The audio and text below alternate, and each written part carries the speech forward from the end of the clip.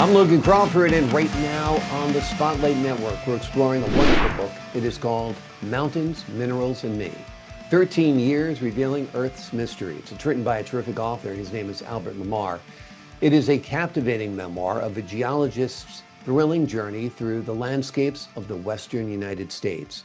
The author shares his adventures as an exploration geologist, from breathtaking vistas to unforgettable characters, uncovering not only the mysteries of the earth, but also insights about himself. We're delighted to have this very talented author join us here today on Spotlight. We thank the team at Atticus Publishing for helping us put him in the spotlight today. And we ask viewers like you to support authors like him by subscribing to our channel and by purchasing his amazing book. The links are below this interview. Albert, great to see you here today. Thank you for joining me. It's my pleasure to be here. Thank you. It's my pleasure to have you on the show. Talk to us a little bit about how growing up in rural New Hampshire shaped your interest in geology.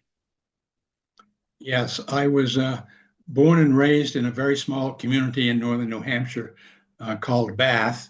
The population at the time was about 500 people. So it was very rural. It's all, at the time, it was all either farming country or logging. We didn't, my parents and my brothers and I didn't get out to travel much at all. We were all busy working at home, so I didn't get to travel, but I did develop a sense of adventure, I guess is a good way to put it, in that on occasion when I did have an opportunity to get out of northern New Hampshire, I was really pleased to learn about, well, what's going on here and what do they do in this other place. So it's sparked my interest in getting out of the state of New Hampshire, even though I dearly loved it there. New Hampshire is a beautiful state, but it's vastly different than the Western US, the big sky country of the West. What was it like stepping out into those huge landscapes in the Western US as a young geologist? It was exciting, of course, from the geologic point of view. Here I was standing at the base of the Sierra Nevada mountains, for instance, in California. Or there I was down in the Mojave Desert of Southern California.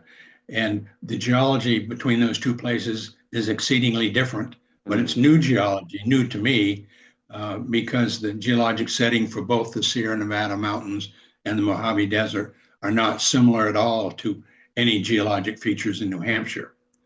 So certainly it was a geologic excitement for me when I was first out there. But it also turned out to be an exciting part of my adventure to see new real estate, to see what the part of the Western United States looked like. It was educational for sure.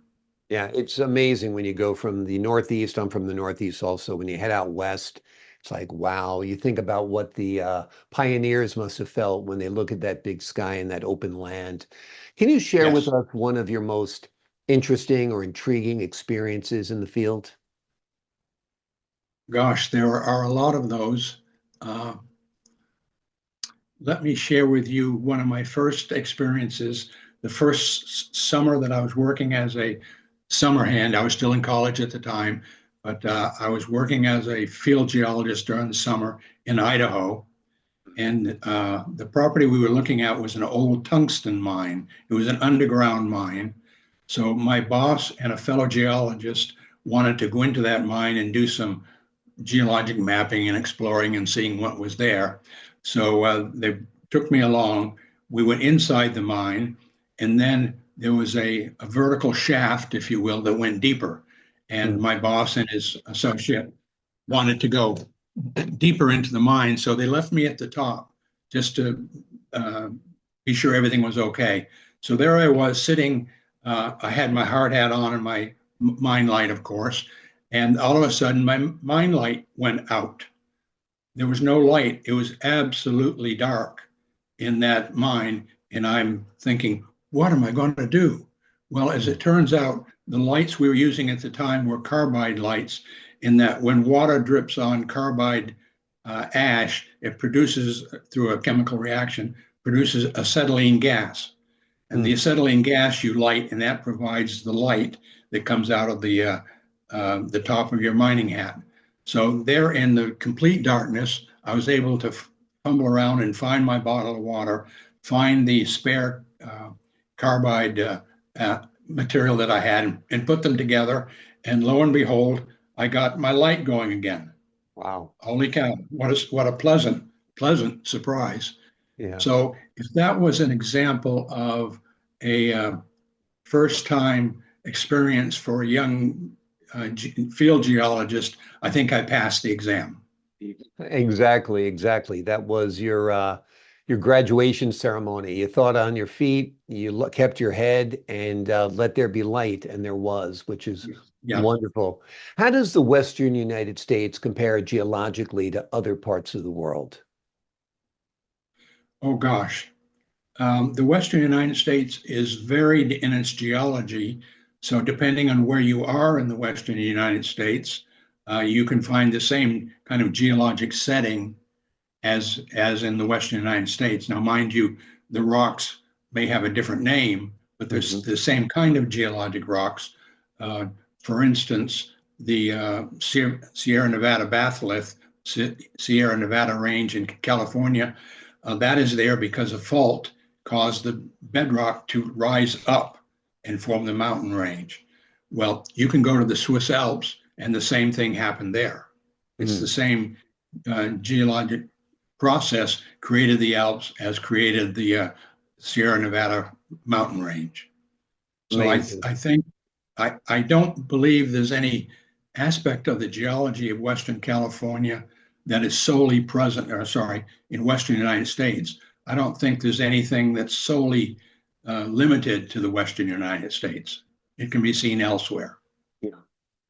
Tell us how your career in geology influenced your personal growth. Yes, my personal growth. Uh, I grew up being an introvert, not very good at socializing. When I got into the geology field, I found that I interacted with a number of fellow geologists and other local people, and they were all fascinating to me. And they were open minded to what I was doing and what I was saying. So it expanded my horizons mentally, if you will. I became more outgoing, which I really appreciated. Um, Secondly, what I developed personally was an ability to provide leadership to other people. I Mm. had never thought about that um, while growing up, uh, but I learned that each summer we would have summer field geologists helping us while they were on summer vacation, and it was my job to put them to work, guide them as they were doing exploration geology, teach them what it was all about. And I found that I had a capability of doing that, and I got good results, good responses from all of my summer hands.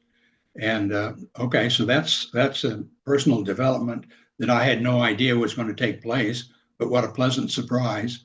And Yeah. over the course of my 13 years as an exploration geologist, I used those interpersonal skills, those management skills, if you will, because I was became the district manager for one of the mining company's district offices, and that was the district office in Tucson, Arizona, and we did exploration in Southern California, Arizona, and New Mexico. So I was the lead person for that exploration in the American U.S. Southwest, and I had about 15 people who reported to me directly.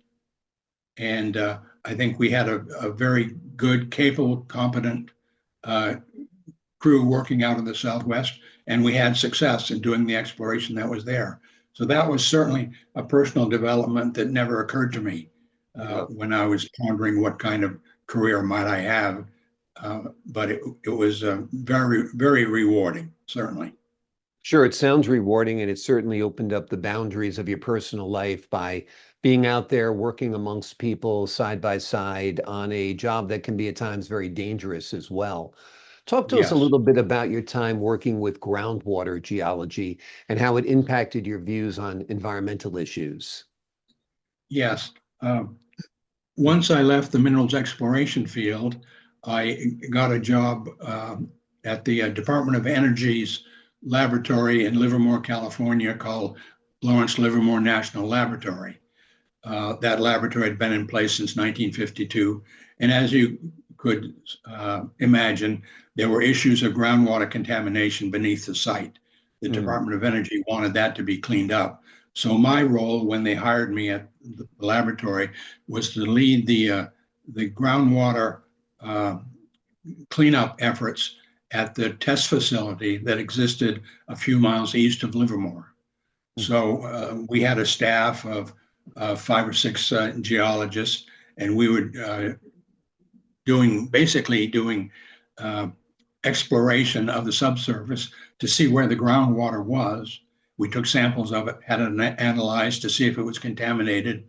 The objective being to be able to put on a map, put a circle around the different areas of contamination, to be able to devise some strategy so that we could pull the water out of the ground, purify the water, and if necessary, put it back into the ground.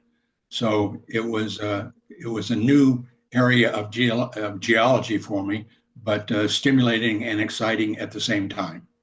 Absolutely. How do you hope readers of Mountains, Minerals, and Me will be inspired? Yes.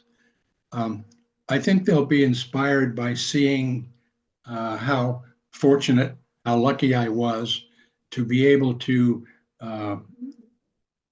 participate in a career that not only was extremely satisfying technically, but it provided an opportunity for me to learn more about what people are like and what it takes to have good rapport with people. So what I would hope that readers would get out of this is that if it's a young reader, for instance, debating on what kind of field do they want to get into as a job, I hope they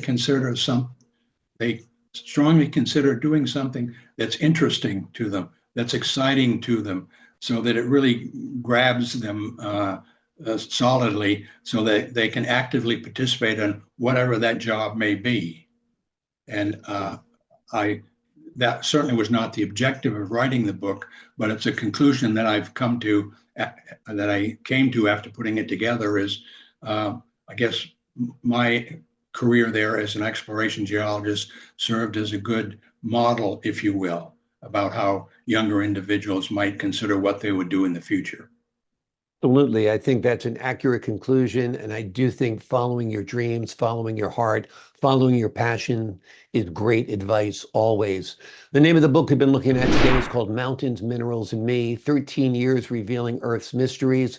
It is a captivating memoir of a geologist's thrilling journey through the landscapes of the Western United States. It's quite a read, and it is highly recommended. Albert, thank you so much for joining me here today on Spotlight. Thank you for having me. I enjoyed it. Thank you. I enjoyed speaking with you as well. To the folks at home, I'm Logan Crawford, thanking you for your time this time. Until next time on Spotlight.